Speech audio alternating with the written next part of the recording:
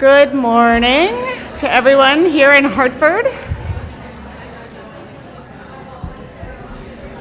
I would like to welcome all of you on behalf of my friends and colleagues at the Regional Education Laboratories Northeast and Islands, and I want to thank you for coming to join us on this drizzly day of learning and sharing about strategies to support English learners, which will likely help all learners, as we all know, and to give you a very brief introduction to what the Regional Education Laboratories is.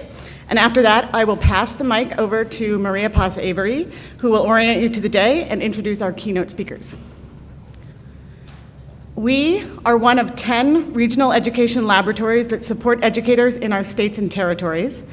Our charter is to help people at all levels of the system, from the state education agencies, to classroom teachers, to parents, to schools, to school boards, to institutes of higher ed, build capacity to use evidence and data in making decisions about our students. Our region covers New England, New York, the Virgin Islands, and Puerto Rico. And as much as I advocated for this to take place in Puerto Rico, maybe over a weekend, better sense prevailed, and we ended up here in my hometown of Hartford, Connecticut. Our funder, the Institute of Education Sciences out of the Department of Education, U.S. Department of Education, has chosen to support our goal of helping education practitioners to use evidence and data to support decision-making by asking us to form research alliances around high priority topics from the region. As you can see here, we have 8 research alliances that for the most part span jurisdictions, include members from all different roles throughout the education system, and are working together to tackle shared issues of practice. You'll hear more about the sponsor of this event, the English Language Learners Alliance from Maria-Paz. And if you want to get more information on any of the alliances, please visit our website, relni.org, or grab me or any of the EDC or RELNI staff in the hallways. I want to highlight very quickly for you some of the work we're doing for the region and can do for you. We have a service, a free service, that we call the Reference Desk that allows you to ask any kind of education-related research question. And in a couple of weeks, you'll get a brief annotated bibliography of research studies for you to check out. So we also have a lot of our previously asked questions that appear on the website, so you can go browse those if you'd like. We also have, I'm so used to popping forward. Got ahead of myself. In response to our Alliance member requests and our collaboration with Alliance members, we are creating a variety of workshops and tools and surveys that are available on our website that you can use and download and customize for your own constituents. We also have a number of research reports that have been released and that are due to be released soon that were born out of questions from our research alliances. And the work is conducted in collaboration with members, not only to answer the most burning questions of practice, but also that are written in such a way that are readable and accessible to people throughout of all levels in the system. So finally, we have events like these, which brings researchers and practitioners together for discussions on what we know, what we need to know, and how we're going to find out more. So I'm delighted to hand this over to Maria-Paz to get this discussion started, and thank you again so much for being here.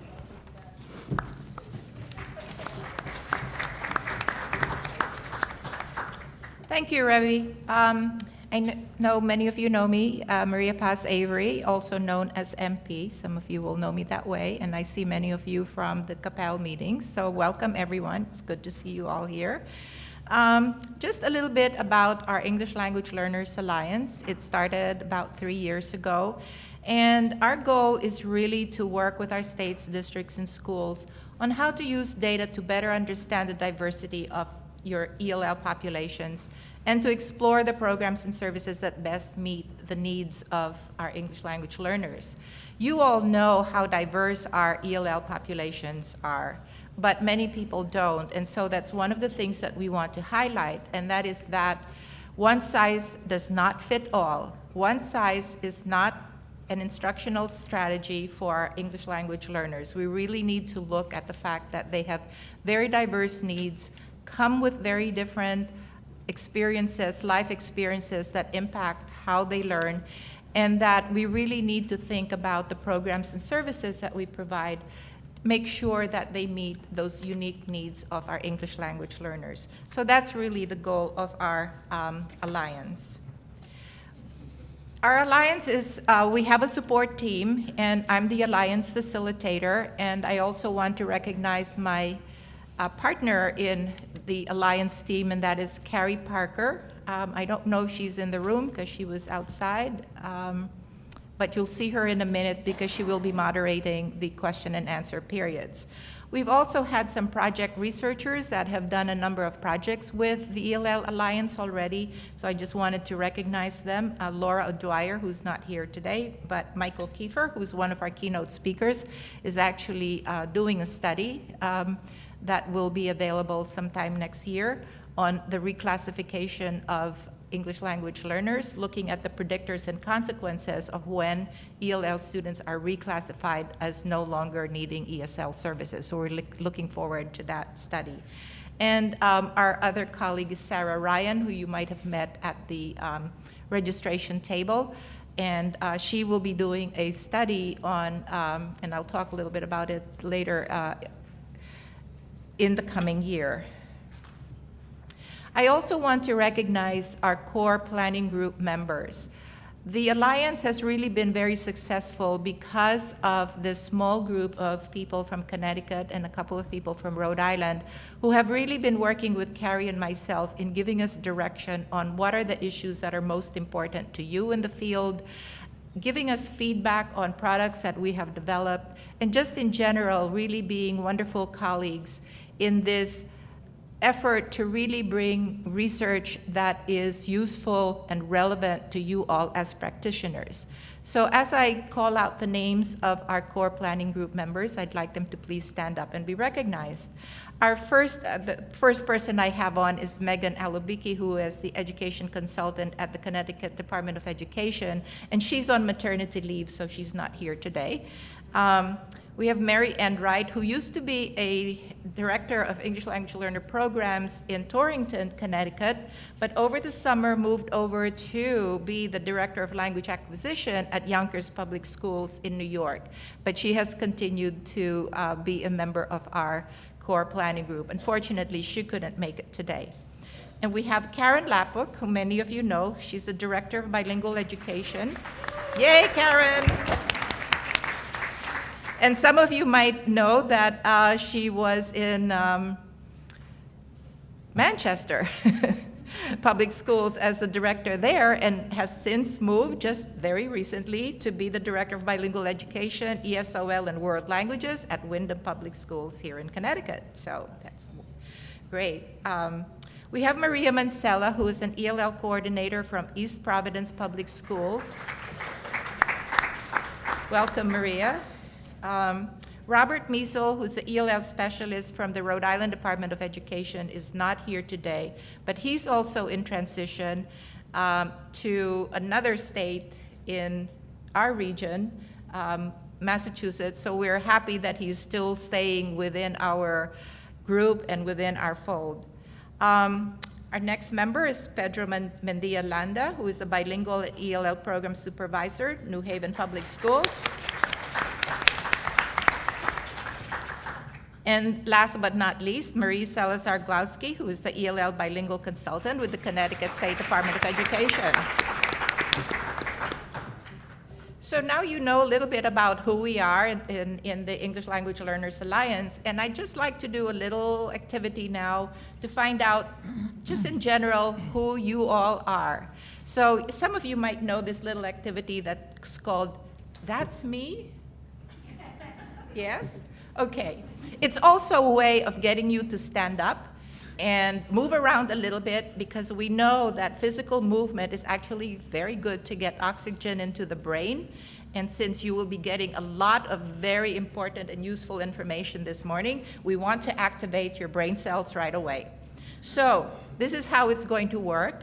I'm going to give a category or a name that says, I am so-and-so. And if that applies to you, please stand up and go, that's me, okay? And you can stand up as many times as you want, all right? So let's get started. Oh, the other thing I should say is that when I was going through the registration for today's event, I realized or just noticed how so many different titles you have here in Connecticut that might actually apply for this to the same job that you're doing, but you have different titles. So bear with me here. I am an ESOL, ELL, ESL bilingual teacher.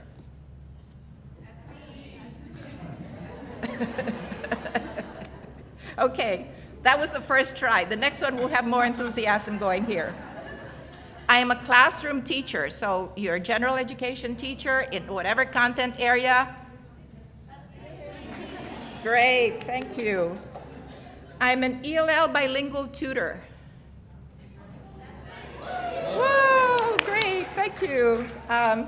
I'm an EL bilingual manager, director, supervisor, administrator at the district level. Thank you. I'm instructional or intervention coach, specialist, or consultant. That's me. Okay.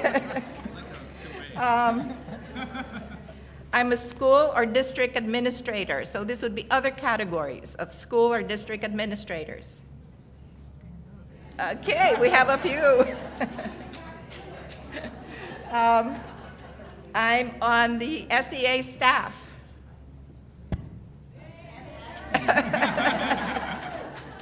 I'm a faculty at a university. That's me. Thank you. So you see that we have quite a range of people here, and we're very pleased that you have come in teams, because one of the things that's really important, and we worry about sessions like this that seem to be one-offs, you know, you come and then you go and nothing happens.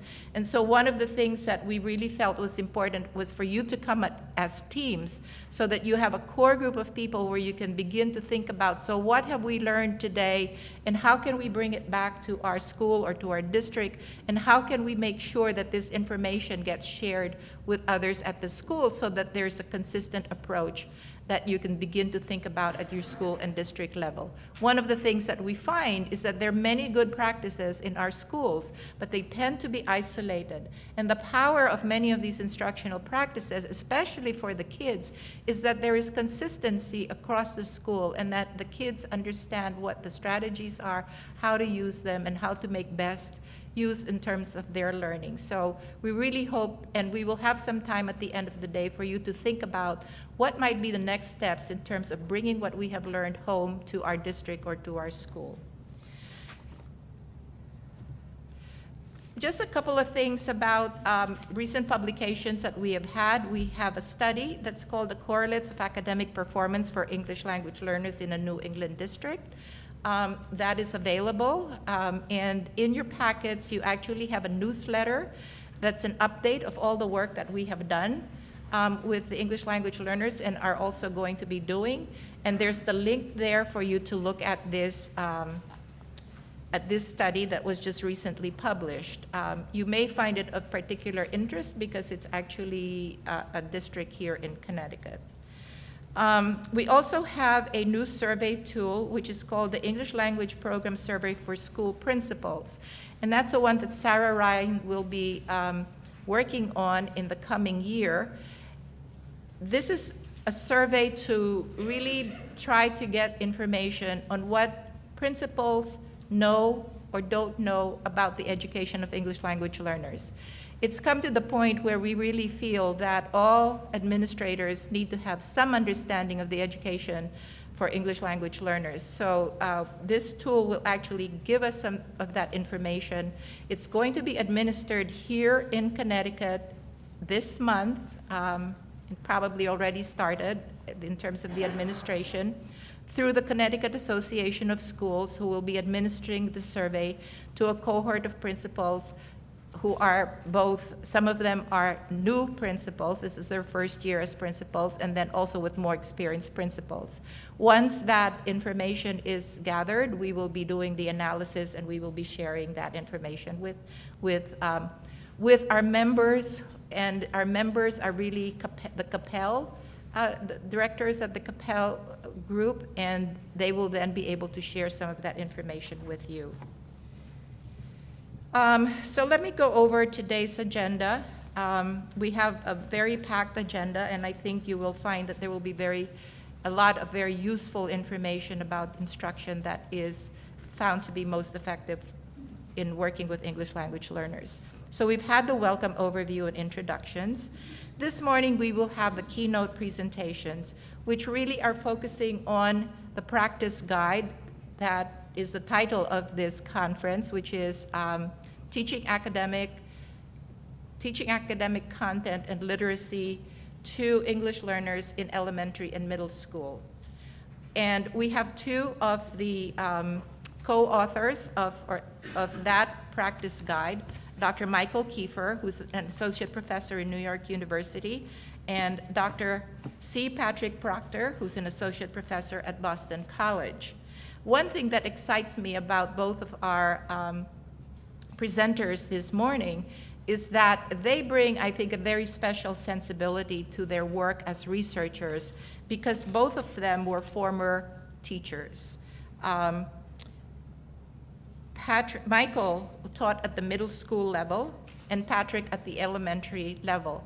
So I think one of the things that we've been working on in our research alliances through the REL is this really collaboration between researchers and practitioners, because you probably have all had the experience of reading research reports that you say, so how does this affect me?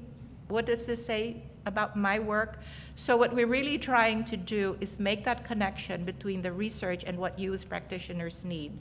And I really feel that both Michael and Patrick bring that sensibility because they've been in both worlds. They've been in the world of teaching in the classroom, and they're now in the world of research. So let me just say a little bit about both of them.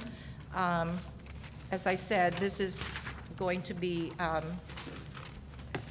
I'm going to introduce all of our speakers this morning. So Michael Kieffer, who will be our first presenter, is an associate professor of literacy education at the Steinhardt School of Culture, Education, and Human Development in New York University. He studies the language and literacy development of students from linguistically diverse backgrounds, and his research aim is really to conduct research that can inform instruction and policy to improve the reading outcomes of students in urban schools, especially adolescent English language learners. So we're very pleased to have him with us this morning. C. Patrick Proctor is also an associate professor, but he's at Boston College. His principal area of interest and focus is with English language learners and their language and literacy achievement.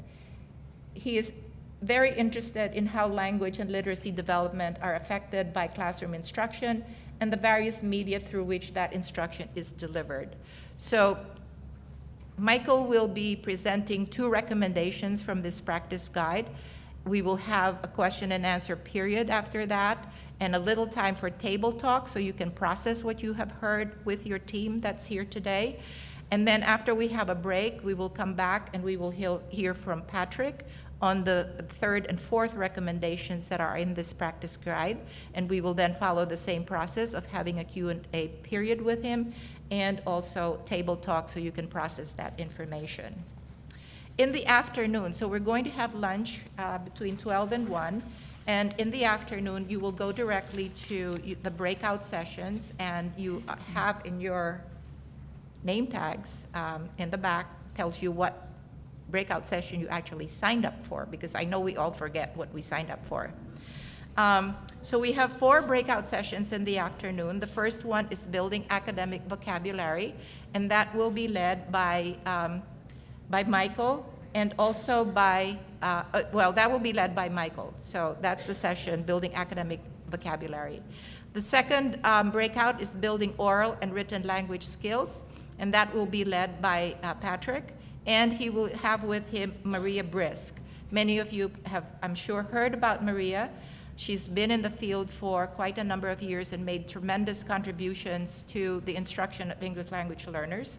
She is currently a professor of education at the Teacher Education and Special Education in the Curriculum and Instruction Department at the Lynch School of Education, Boston College. Her research and teacher training interests include elementary students' writing development, bilingual education, bilingual language and literacy acquisition, methods of teaching literacy, and the preparation of mainstream teachers to work with bilingual learners. So we're very pleased to have her with us today. The third breakout is language access and mathematics, and we have two colleagues from EDC who will be presenting that session. Mark Driscoll has directed a range of teacher enhancement, leadership, and materials development projects at Education Development Center. Recently, he has been co-principal investigator on fostering mathematics success of English language learners. It's an NSF-funded research project. Also, the project Mathematics Coaching Supporting English Learners, and the NSF-funded project implementing the mathematics practice standards and learning and teaching in geometry. He will be joined by another colleague, Johanna Nikula, who is a co-principal investigator for the IES-funded Mathematics Coaching Supporting English Learners project, which is developing and studying materials to support middle grades mathematics teachers of English learners with an emphasis on mathematical diagrams. For the past 15 years, she has been leading professional development for middle grades mathematics teachers and leaders from around the country, and has served as an instructional coach focused on mathematics and language for New York City math teachers of ELS. I know we often think about mathematics as the non-linguistic content area, but we've come to learn that language in the teaching of math is really very important. So I hope that those of you who go to that session will really focus on that importance of the academic language in mathematics instruction. Our last fourth breakout is the integrated tiered instructional strategies for literacy and English language development. And we have two staff from the Joseph Hurley School in Boston that is a dual language K-8 school, and I think you will have a lot to learn from their experiences. So our presenters there are Sarah Strike, who has worked for the Boston Public Schools for the last 14 years. Before becoming a teacher at the Joseph J. Hurley K-8 dual language school, Sarah taught grades 2 and 4, and she now works closely with teachers to support best practices in this dual language model and provide ongoing professional development in all content areas. She directs the implementation of all school-wide curricula, analyzes student data to decide on next steps, and oversees the language assessment team to ensure the needs of English language learners are being met. She will be joined by her colleague, Elizabeth McDonald, who has worked in the Boston Public Schools for 19 years, many of them as a 2nd and 4th grade classroom teacher. Liz has worked as a district literacy coach supporting close to 30 elementary and K-8 schools in Boston and as a school-based coach, so we're very happy to have them with us too. So that will be the afternoon. After that session, we will ask you all to come back to this room where we will have some time to think about, as I said, the next steps you want to think about in terms of how you're going to bring this information back home, and we'll do a little wrap-up at that time. So our goals for today's event are the following. We hope that you will gain a very deep understanding of the 4 recommendations that are presented in this IES practice guide and how they can be implemented in the classroom. We hope that it will also today will give you a chance to reflect on the policy and practice implications of these recommendations and the relevant research that is behind it. We hope that we will have time to discuss the implications of these recommendations for professional development of all educators with responsibility for educating English learners. So again, that idea that you want to bring this back to your schools and your district and have time to consider next steps. So without any further ado, I'm going to turn this over now to Michael, who will be presenting on the first 2 recommendations and tell you a little bit more also about the practice guides.